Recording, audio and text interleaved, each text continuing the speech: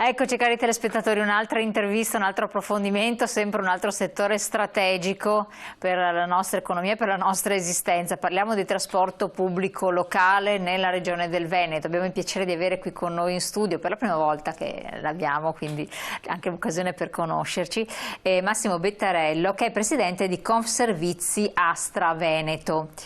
Adesso ci racconta due parole, Confservizi, lo ripetite Juve, insomma lo raccontiamo, ma lei è anche presidente ATV, quindi trasporto pubblico su Verona, giusto? Quindi ha proprio un'esperienza sul campo molto pratica, quindi già rispondiamo ad alcune osservazioni che magari alcune fanno, lei da tempo macina queste materie non semplici. Allora, Confservizi raduna che cosa? Confservizi è l'associazione delle società di servizi pubblici. È divisa in due aree, quindi due associazioni distinte, una è Astra, Trasporti, e una è Utilitalia, che raccoglie tutte le multi-utility, quelle più note che conoscete, fanno tutte parte delle associazioni. Nel mondo dei trasporti Astra è il riferimento di tutte le società di proprietà degli enti locali. Poi c'è anche un'altra società insomma, abbastanza nota che si chiama Agence, che fa capo al gruppo Ferrovie dello Stato, quindi Bus Italia, Dolomiti Bus, altre aziende che operano in Veneto. E poi c'è l'associazione delle società private che si chiama ANAV. Quindi noi rappresentiamo le società di proprietà degli enti locali ed in particolare ATV Verona, quindi Comune di Verona, poi ACTV, ATVO, Città Metropolitana di Venezia e Comune di Venezia, Mobilità di Marca, Provincia e Comune di Treviso, e SVT, Comune e Provincia di Vicenza. Queste sono le principali. Come dire, noi ci sforziamo di rappresentare e di condividere nel nostro campo le migliori pratiche, attività che a partire dal 2010-11 ci ha portato a costruire un sistema che oggi i dati dell'Osservatorio Nazionale del Trasporto Pubblico istituito presso il Ministero dei Trasporti ci conferma come l'area dove esiste il miglior sistema di trasporto pubblico. Per migliore intendo quello che costa meno alla collettività, quello che produce servizi migliori e quello che trasporta in proporzione più passeggeri. Nonostante ci sia la Lombardia, per esempio, dove c'è la metropolitana, o altre città dove il sistema metropolitano è veramente capillare ed efficientissimo. Allora, in Italia le uniche due regioni che trasportano più passeggeri del Veneto sono appunto Lombardia e Lazio. Dobbiamo tenere presente che lì abbiamo in Lombardia 10 milioni di abitanti contro i 5 del Veneto. E in Lazio c'è Roma, la capitale, che fa 65 milioni di turisti all'anno. Però poi lasciamo stare Roma perché no, difatti lasciamo stare. Le famose uscite della metropolitana, cose che è meglio lasciar perdere. E il nostro risultato è clamoroso se pensiamo che appunto che non abbiamo praticamente pochissimi chilometri di tram, non abbiamo filovie, non abbiamo metropolitane. E questo, come dire, dà veramente il segno del livello e della qualità che abbiamo messo in campo, perché il nostro è un servizio che se non ha il gradimento dei clienti non funziona. I clienti devono, come dire, trovare un servizio preciso, efficace, pulito, confortevole, se no non prendono l'autobus. Certo, e che gradimento avete mai fatto? Allora, per legge le società sono tenute ad effettuare una customer satisfaction ogni anno, perché i risultati della customer servono per premiare, le società che lavorano meglio. Per legge devono essere affidate a delle società riconosciute dal Ministero, quindi indipendenti. E adesso il dato lo stiamo ancora sviluppando, però siamo abbastanza certi che i nostri risultati ci metteranno i vertici del paese, su questo siamo abbastanza sicuri. Quindi da questo punto soddisfatti. Dal punto di vista economico, e questo è un altro elemento fondamentale, perché in parte il trasporto pubblico è sostenuto da un fondo dello Stato, poi c'è il discorso della regione che arriva fino a un certo punto e poi c'è il costo effettivo degli abbonamenti, dei biglietti e quant'altro. Certo, allora l'insieme di tutte queste voci viene definito costo pubblico, cioè quanto costa alla collettività il servizio di trasporto. Il Veneto ha la componente ricavi da traffico, cioè vendita di biglietti e abbonamenti, che vale il 49% del totale. Che è alto, diciamolo, rispetto alla media nazionale. Numero uno in Italia. La seconda regione ha 10 punti di distacco ed è l'Emilia Romagna col 39% e poi via via tutte le altre a scendere. C'è da dire che poi dall'altra parte la quota contributi, una parte è contributo nazionale del Fondo Nazionale e una parte viene integrata dalle regioni. Noi storicamente dalla Regione Veneto alla Regione Veneto non abbiamo mai chiesto nulla di fatto, perché la Regione Veneto, a parte solo nell'ultima consigliatura dove l'assessore De Berti è intervenuta per coprire un anno dove c'era stato un taglio del fondo, ma da 20 anni a questa parte, come dire, in linea di principio la Regione non mette risorse proprie in via continuativa e consolidata. Noi abbiamo sopportato nel 2010 il taglio del Fondo Nazionale del 12% sul totale, quindi tutte le aziende del Veneto hanno avuto 2 o 3 anni terribili. Nonostante ci fosse stata la crisi, perché sì, ma ci hanno tagliato 30 milioni dal nostro fondo, quindi il fondo che era di 280 milioni è sceso a 250. Che servivano per cosa questi? Per i famosi contributi pubblici per il servizio. Voi sapete che... Per pagare i dipendenti, per certo, rinnovare i mezzi? Noi facciamo dei servizi che sono remunerati perché magari sono molto appetibili, ma facciamo anche dei servizi che sono classificati come servizi minimi essenziali che un privato non farebbe, cioè andiamo in montagna a prendere il pensionato che deve andare all'ospedale piuttosto che l'unico studente che c'è nella frazione tal di tali. Questi sono servizi che non sono i cosiddetti servizi antieconomici, quindi il pubblico mette una quota, paga una quota che serve a compensare quei servizi lì. Nelle altre regioni questa quota arriva al 70-75%, da noi arriva al 51%. Quindi significa che le aziende hanno fatto una grande attività di efficientamento. Noi siamo riusciti a ridurre i costi, i nostri costi standard sono tra i più bassi d'Italia. Nel 2013 la Regione aveva fatto una commissione i cui lavori poi sono stati ripresi anche dal Ministero dei Trasporti, dove appunto abbiamo introdotto i costi standard come criterio per contribuire al servizio, quindi chi faceva meglio con i costi standard era avvantaggiato, chi faceva peggio era penalizzato, cosa, come ho detto, che poi il Ministero ha fatto in qualche maniera sua, iniziando quindi un percorso per spostarci dal sistema storico del finanziamento, quindi dalla spesa storica, a una spesa più puntuale, più precisa e più corretta, se vogliamo. Ecco, come vede, ne entro nel merito perché dopo lei mi prosegue il discorso, certo. Non volevo interromperla, però riduzione dei costi, come un po' nella nostra sanità, certo. No? Quindi siamo tanto bravi, virtuosi, poi ce la prendiamo. Ecco, difatti nel mio intervento in commissione il mio grido finale è stato: non vorremmo morire di virtuosità, cioè, perché il problema è questo ormai, in questo paese. Sembra funzionare così, no? Esatto, essere troppo virtuosi facciamo sembra... tantissimi vaccini, ce li esatto. tagliano tutti. Esatto, e te li tagliano perché... Vabbè. Allora noi abbiamo fatto questa attività riuscendo a efficientare al massimo i nostri costi. Noi riusciamo a fare gare per l'acquisto degli auto, per l'acquisto dei carburanti, per l'acquisto delle funzioni, dei fattori principali della produzione, e siamo tra i migliori in Italia, come dire, per prezzo di acquisto. Abbiamo ridotto i nostri organici in maniera molto forte, soprattutto nelle fasce alte, quindi dirigenti e quadri.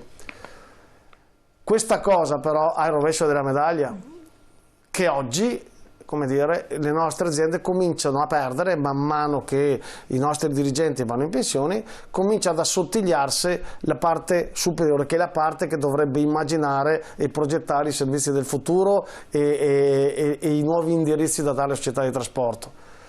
E questo, come dire, è un piccolo problema. Un'altra cosa che abbiamo lasciato per strada per riuscire a essere così efficienti, la voce investimenti.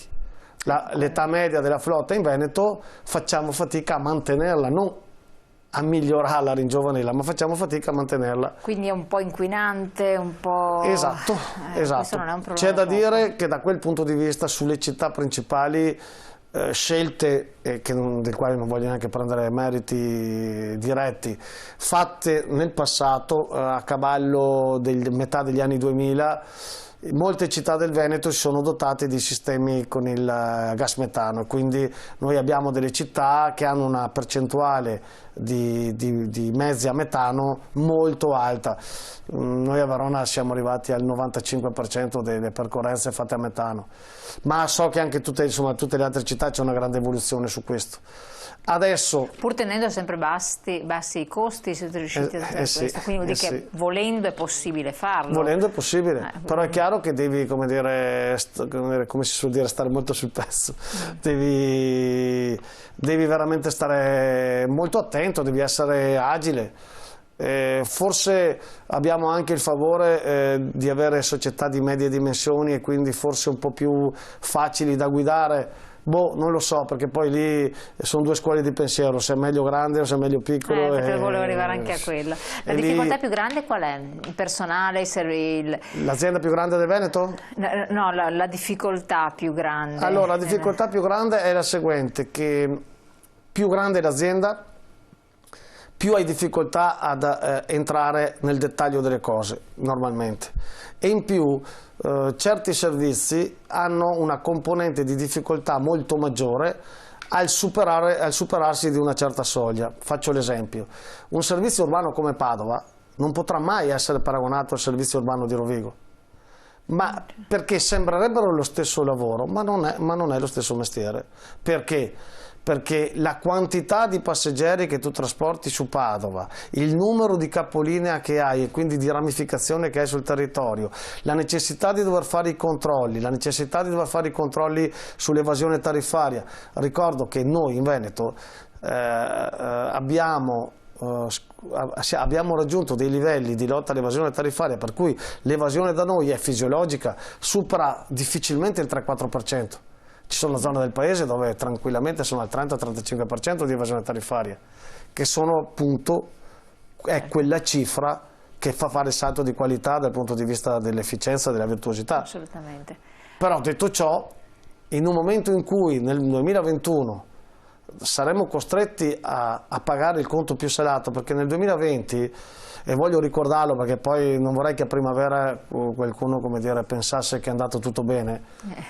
Se uno sta zitto vuol dire che è andato tutto bene. Sì, ma nel 2020 noi abbiamo il traino della campagna abbonamenti 19-20, che è la parte principale delle entrate di tutte le società, cioè gli abbonamenti degli studenti, che per un terzo vanno nell'anno 2019, ma 2/3 vanno nell'anno 2020. Quest'anno la campagna 20-21 è costata più o meno a tutte le aziende una riduzione del 50%. E questo è un conto salatissimo che pagheremo sull'anno finanziario 2021. Perché comunque gli abbonamenti sono mensili. Possono essere mensili o annuali, però non cambia, nel senso che una quota è sempre annuale, perché moltissimi la fanno annuale. Sì. Quindi tu incassi già a settembre, hai la liquidità che poi spalmi nel corso dell'anno. Quindi dovrebbe essere già entrata quella, no? È già entrata, esatto, ma difatti il 2020 bene o male le aziende ne usciranno. Il pericolo è sul 2021, dove non ci sarà più la cassa integrazione, perché noi nel 2020 abbiamo avuto la cassa integrazione che ci ha coperto una parte del costo del personale. Perché comunque voi non avete lavorato. Perché gli enti locali hanno correttamente, per non sperperare troppe risorse, chiuso i servizi nel lockdown duro di marzo, di febbraio-marzo. Ecco.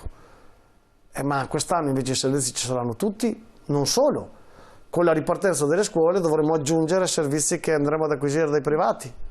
Quindi costi che sostenete voi come azienda. Esatto, che ci dovrebbero essere ristorati, adesso va di moda il ristoro, che ci sono stati promessi, però come si suol dire noi abbiamo chiesto alla Regione di vigilare su questo, perché credo oggi o domani ci sia la conferenza Stato-Regioni unificata, dove dovrebbe essere il Ministro, dovrebbe portare appunto il piano di finanziamento di sti servizi. Sul quale noi siamo d'accordissimo, perché è giusto anche dare ossigeno alle aziende private che rischiano tutte di fallire, perché evidentemente sono in gravissima difficoltà, però non è che troviamo i soldi per pagare i privati e le aziende pubbliche le lasciamo fallire, perché sarebbe un po' un controsenso. Quindi teoricamente adesso quando riaprono le scuole, come in che termini? Noi siamo già pronti per partire il 1° di febbraio. A pieno regime? Ci saranno tutti i servizi storici più una fetta di nuovi servizi che metteremo in campo acquisendo, mettendo sotto contratto società private che forniranno mezzi e autisti. Certo. Questo perché? Perché con la capienza al 50% dei mezzi è evidente che i nostri mezzi non sono più sufficienti. Controllando la capienza al 50%, quello che si chiedono a tanti cittadini, chi dovrebbe tenere il controllo che effettivamente ci sia il 50%, chi no, come... Non so, viene da ridere. Allora, i vari DPCM che si sono sedimentati partono da un assunto, che come dire, il rispetto della distanza è lasciato ai passeggeri. Quindi non è responsabile oggettivamente non sarebbe neanche possibile farlo fare agli autisti, e le spiego perché. Un autista, a parte che ha dei tempi da rispettare, dal seduto dal suo posto non riesce dal finestrino a contare i passeggeri, dovrebbe a ogni fermata andare là a contare o voltarsi, come dire, è impossibile. Una cosa che non è fattibile. Però è difficilissimo, caspita. È difficilissimo. Io ho provato a spiegare, a far vedere anche alle TV e ai giornali che ho invitato in azienda da me, facendo proprio le prove di carico, perché poi c'è un problema di percezione. Lo sappiamo tutti, chi ha paura il metro di distanza tende a tenerlo a 2 metri. Chi non ha paura il metro tende ad accorciarlo a mezzo, perché poi funziona così. E i ragazzi azzerarlo. Allora, pur di salire. Sul tema degli studenti vorrei citare, se lei mi consente, 3 studi fatti, uno dall'Istituto Superiore di Sanità in Italia, uno dal Ministero della Salute francese in Francia, sul periodo marzo-agosto questi, e uno fatto dal London College sui mezzi di TfL, che è la Authority dei trasporti di Londra. I primi 2 studi misuravano le percentuali di cluster, sostanzialmente dove nascono, dove si esplodono, e nel mondo dei trasporti complessivo, quindi aggiungiamo agli autobus, i treni, i tram, gli aerei, le navi e tutto quello che riguarda il mondo dei trasporti, è stato segnalato che i cluster non superavano l'1% né in Francia né in Italia. Questo studio marzo-agosto. London College invece è andato nei mezzi, metropolitane e autobus, e a fare i prelievi sulle superfici per vedere se si trovavano tracce di virus. E hanno dimostrato che le sanificazioni giornaliere che tutte le società fanno sono sufficienti quasi ad azzerare il rischio di contagio attraverso il contatto, perché evidentemente la continua sanificazione che noi facciamo, che voi fate, quindi viene fatta anche da noi. Sì, adesso senza voler fare, come dire, un endorsement per l'azienda che guido, cioè per ATV, l'Associazione Mondiale delle Società di Trasporto ha citato, credo a maggio, 5 aziende che avevano le migliori pratiche in fatto di sanificazione del mondo, e una delle 5 era la mia, quindi, come dire, siccome poi conosco tutti i colleghi e ribadisco, noi a livello associativo ci scambiamo le best practice. Quello che fa la TV lo fa anche l'SVT, lo fa anche Bus Italia qui a Padova, la fa la CTV, la TV Uomo, cioè lo fanno anche tutte le altre aziende, perché ci siamo tutti uniformati. Noi sanifichiamo tutte le superfici ogni sera di tutti i mezzi, e una volta ogni settimana, ogni 10 giorni, ogni 15, dipende poi dal numero di mezzi che hai a disposizione, facciamo anche l'ozonizzazione, quindi purifichiamo anche gli impianti di aerazione attraverso l'utilizzo dell'ozono. Posso tranquillamente dire che gli autobus sono più sani della mia macchina, sicuramente. E il terzo studio? C'era il terzo? Il terzo appunto era quello del London College, che sono andati a misurare e non hanno trovato tracce rilevanti, hanno definito loro poi il termine, insomma, di virus nelle superfici, perché significa che sanificare con la candeggina come facciamo noi, perché poi alla fine di candeggina si tratta, non è che abbiamo inventato chissà quali sistemi, però la candeggina, come dire, i virus li elimina tutti. Perfetto, quindi proprio in chiusura, il problema adesso è quello relativo ai bilanci che ovviamente languono proprio per questa situazione di chiusura, di non utilizzo del trasporto pubblico e di gestione, poi come pagare queste aziende private, perché dovrebbe sopperire lo Stato. Assolutamente, questo è quanto ci è stato garantito dai prefetti, perché lì il governo ha dato incarico ai prefetti di fare i e le regioni devono in qualche modo essere presenti. Posso dire, i prefetti si sono dimostrati assolutamente, come dire, efficaci ed efficienti, non è quello il problema.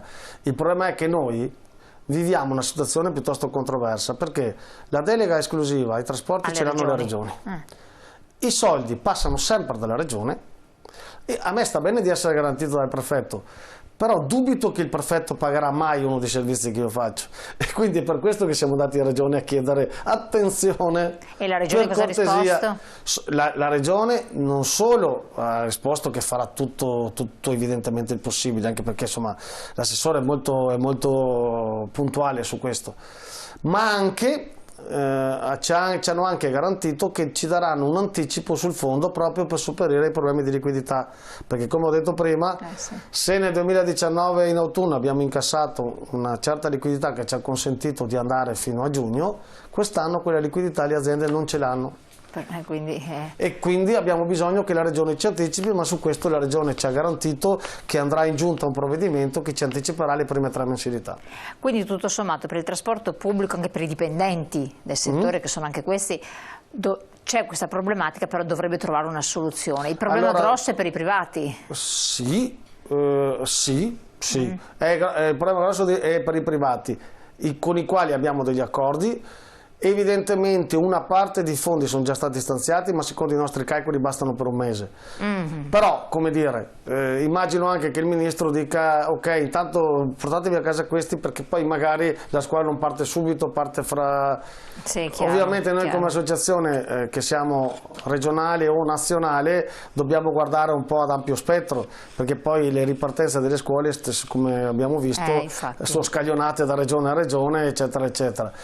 Essendo noi tra gli ultimi a partire, è meglio, consci di quello che succede a Roma, è meglio che la regione stia molto, come dire, attenta sul pezzo e cerchi, come dire, di... Anche perché voi temete che la situazione emergenziale si protragga nel tempo, arrivare anche al 2024, avete fatto un calcolo a Allora, il 2024 è stato considerato come l'anno di ritorno alla normalità, cioè, perché?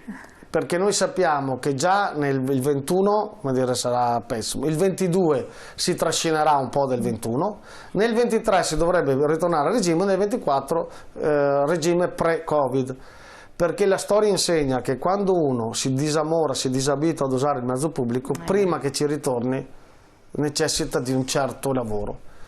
E ecco un altro dei motivi per cui noi temiamo sulla ripartenza.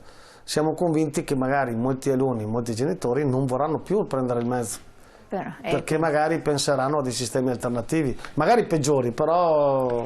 Dopo bisogna vedere il break-even, no? Di utilizzare i costi-benefici, perché uno farà anche queste valutazioni. Sempre, però io voglio ricordare che il nostro è un servizio essenziale, cioè noi comunque i mezzi su strada li dobbiamo mettere, noi serviamo non solo gli studenti, per carità sono il nostro core business, ma serviamo i cittadini, ma serviamo i lavoratori, serviamo tantissimi lavoratori della sanità, per esempio, noi abbiamo quasi tutti accordi con tutte le ASL locali per fare le navette con i loro dipendenti, insomma. Non è poca cosa. No. Presidente, io la ringrazio moltissimo di questo aggiornamento, di questa occasione anche importante per conoscere meglio come vanno le cose, perché altrimenti non si ha bene la percezione di quel che è fondamentale, delle cose che utilizziamo normalmente, dei mezzi che magari si utilizzano normalmente, però dietro c'è tutta un'attività, una gestione, un'organizzazione non di poco conto. Le auguro buon lavoro. E sperando di averla ancora nostra ospite per illustrarci altri aspetti molto interessanti. La ringraziamo, a voi telespettatori lascio alla pubblicità, poi ci rivediamo insieme per un'altra intervista. A tra poco.